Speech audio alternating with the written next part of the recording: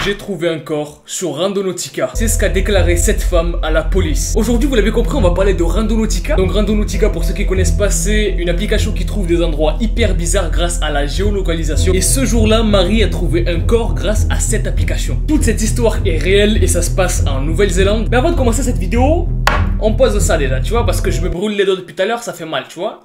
Avant de commencer, si vous voulez une vidéo sur Randonautica avec la team de l'horreur, c'est-à-dire Noah et Matador, 30 000 pouces bleus sur cette vidéo, 30 000 likes. Et promis, je vous sors la vidéo. On fait comme ça? Oui. Très bien, c'est nickel. Cette histoire de corps trouvé, du coup, englobe 3 personnes. Marie, donc celle qui a trouvé le corps grâce à Randonautica, Jessie Pengson et Grace Millane, qui est le corps retrouvé. Cette histoire est 100% réelle et tout se passe grâce à Randonautica. Donc on est parti là, mais quelque part on est parti. On est parti? Oui, on est parti alors pour une nouvelle vidéo.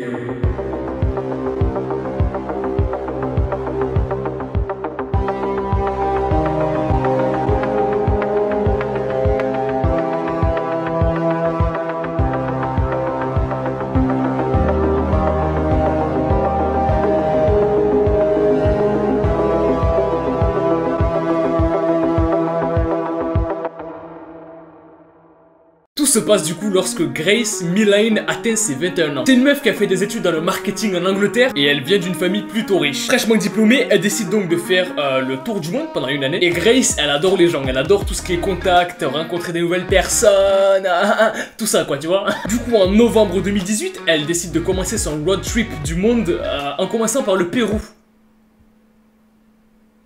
Il y a mieux comme pays, mais elle a commencé par le Pérou. Et du coup, après avoir profité pendant plusieurs semaines de son voyage au Pérou, elle décide de partir en Nouvelle-Zélande. Sauf qu'en Nouvelle-Zélande, elle connaît personne en fait, tu vois. Et du coup, une fois en Nouvelle-Zélande, Grace, elle est toute seule, elle se retrouve dans un appart, il y a personne, elle est comme ça, Grace, tu vois. Mais elle a pas de soucis, tu vois, elle a fait ce voyage pour rencontrer des personnes, justement. Bref, elle décide de créer un compte Tinder pour rencontrer des gens, reste tranquille, ok? Et jackpot, elle reçoit un message après 2 semaines. Et la personne qui lui envoie ce message s'appelle Jessie Kempton.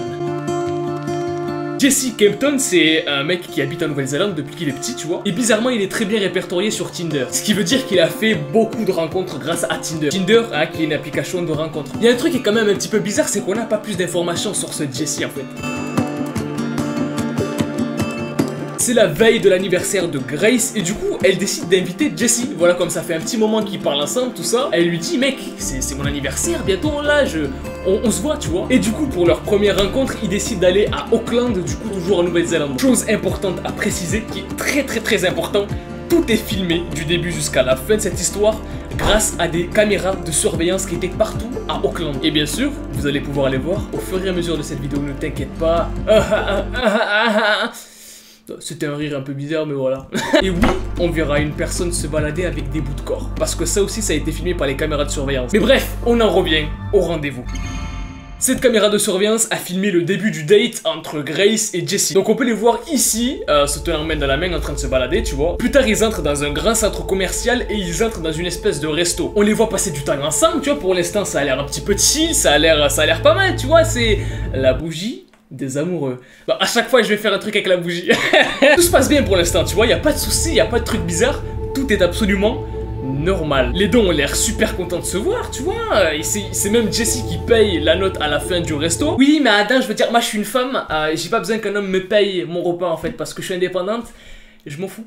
On s'en fout, c'est pas le but de la vidéo là, on s'en fout. Donc si tu veux mettre ça en commentaire, on s'en fout, je préviens au cas où, voilà. Bref, tout a l'air super normal, ils se font des câlins, des bisous, tout est classique en fait, tout est normal, il n'y a pas de trucs bizarres, tout est normal. Et à un moment, on voit même Grace qui prend son téléphone pour envoyer un message à sa meilleure amie, sûrement pour lui dire qu'elle passe le meilleur date de sa vie.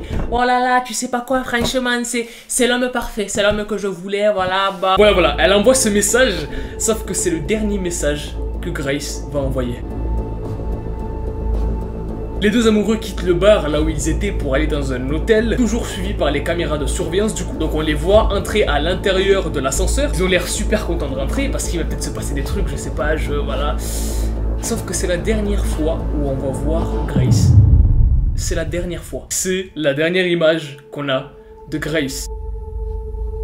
C'est l'anniversaire de Grace et tout le monde le lui souhaite, que ça soit ses parents, ses amis, tous ses proches lui souhaitent joyeux anniversaire, tu vois. Mais il y a un souci, Grace ne répond pas au message. Et depuis la veille, donc le 1er décembre, on n'a plus de nouvelles de Grace. Je sais pas si vous en rendez compte en fait, c'est que pendant 24 heures, aucune nouvelle de la personne. Tu sais pas ce qu'elle fait, alors qu'elle est à l'étranger, tu vois. Le père de Grace décide directement de signaler la disparition de Grace, du coup. Et tout de suite, les autorités le prennent au sérieux. C'est-à-dire que tout de suite, il y a une enquête qui est déployée parce que c'est une meuf, il n'y a pas de raison de fuguer, vu qu'elle est à l'étranger pour un voyage justement qu'elle a décidé de faire. Et elle disparaît comme ça d'un coup. C'est pas normal. Alors que pendant son voyage en Nouvelle-Zélande, elle envoyait régulièrement des messages à sa famille où elle disait que tout allait bien, voilà, ne vous inquiétez pas, aujourd'hui j'ai fait ci, j'ai fait ça. Là, plus rien du tout. Une personne arrive en courant au poste de police le plus proche à Auckland en signalant le corps d'une femme. Cette personne a indiqué au policier avec qui elle est en train de parler qu'elle utilisait l'application Randonautica et que l'application l'avait envoyée dans un endroit très bizarre, pas très loin d'Auckland, où elle y a découvert une tombe. Elle a découvert une tombe. Ils prennent son signalement du coup, décident d'aller sur les lieux et effectivement ils découvrent une tombe Undertaker, tu vois, avec plusieurs valises à l'intérieur et à l'intérieur des valises il y avait le corps d'une femme découpée.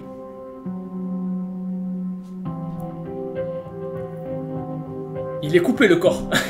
Je sais pas si t'as compris. Sur le corps, il y avait des marques d'étranglement et il y avait des bleus un petit peu partout, ce qui montre que la personne a été frappée à plusieurs reprises. Et malheureusement, vous l'aurez compris, c'est le corps de Grace. Mais comment est-ce qu'il s'est retrouvé là, vous allez me dire? Comment? Et Adam, explique-nous.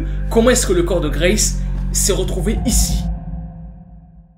La police décide de vérifier les caméras de surveillance pour voir s'il n'y avait pas des images de quelqu'un qui aurait pu suivre Grace et peut-être la tuer du coup. Eh bien oui.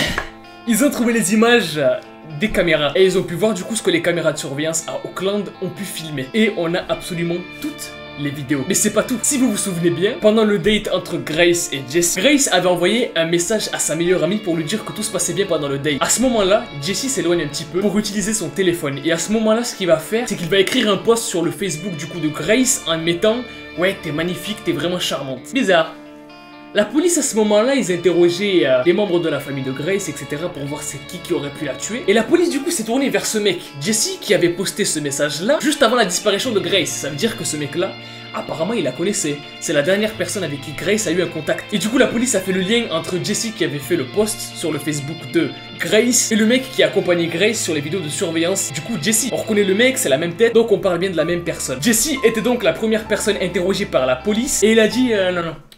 C'est pas moi là qui a fait ça là. Parce que dans son témoignage, Jessie dit qu'il est monté du coup à l'hôtel avec elle vers 22h. Là c'est ok, ça coïncide avec les caméras de surveillance. Lui dit qu'elle est partie à 22h30 et qu'après il l'a plus jamais revue.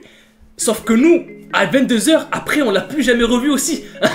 C'est-à-dire qu'elle est pas ressortie de l'hôtel en fait, la caméra n'a rien filmé. Donc ça veut dire qu'elle est toujours dans l'hôtel. Tout ça c'est grâce aux caméras de surveillance parce que du début jusqu'à la fin du date entre Grace et Jessie, tout a été filmé. Absolument tout. Pas par le zizi pam pam dans l'hôtel, mais sinon tout a été tout. Mais très important les gens, important, tout a été filmé aussi après. C'est-à-dire ce que Jessie a fait après 22h. Parce que oui, Jessie a fait des choses très bizarres.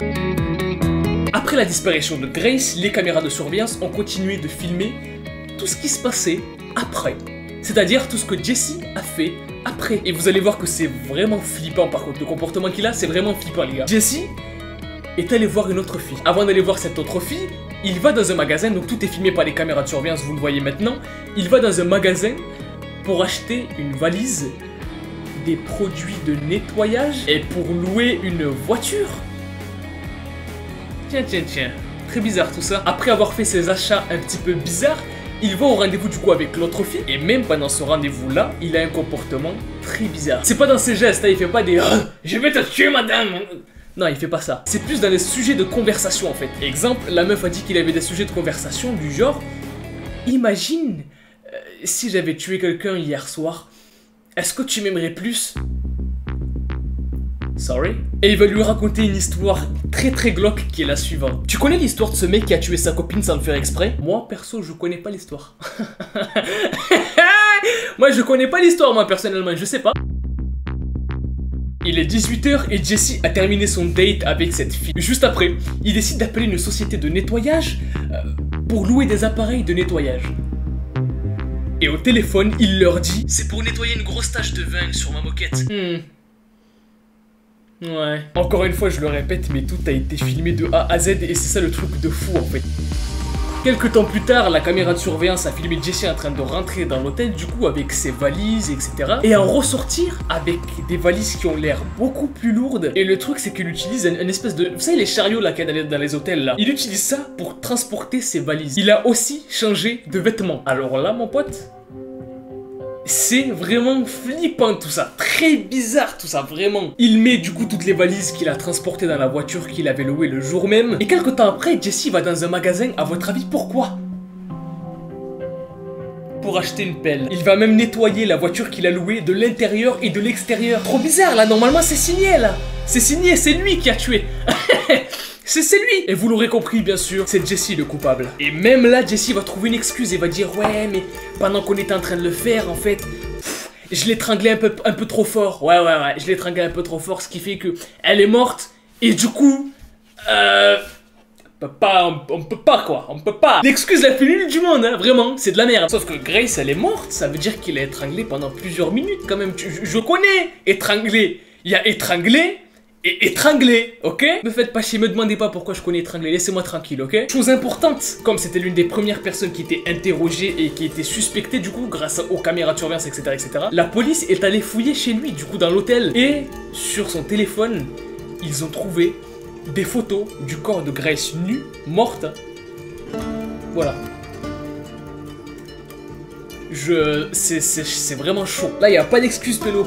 Il n'y a pas, là. La police a même trouvé dans son historique plusieurs choses extrêmement bizarres. Et notamment des recherches sur comment se débarrasser d'un corps, comment nettoyer du sang. Sauf si t'es un vampire, franchement, je vois pas pourquoi tu recherches ça, tu vois. Et le pire, c'est que le fait de nettoyer les taches de sang, ça a servi absolument à rien, puisque la police a utilisé un produit spécial qui fait qu'on peut quand même voir les traces de sang, même si c'est nettoyé en fait. Donc voilà l'histoire de Marie qui a utilisé Randonautica, qui a trouvé le corps de Grace, et Jesse, le meurtrier. J'espère que vous aurez kiffé. Moi j'ai kiffé cette histoire, c'était vraiment cool, voilà. N'oubliez pas de mettre un maximum de pouces bleus si vous voulez des vidéos Randonautica avec la team horreur. Abonnez-vous, voilà.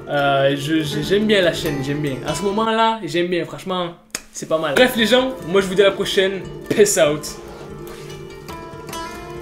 Et kiffez la vie.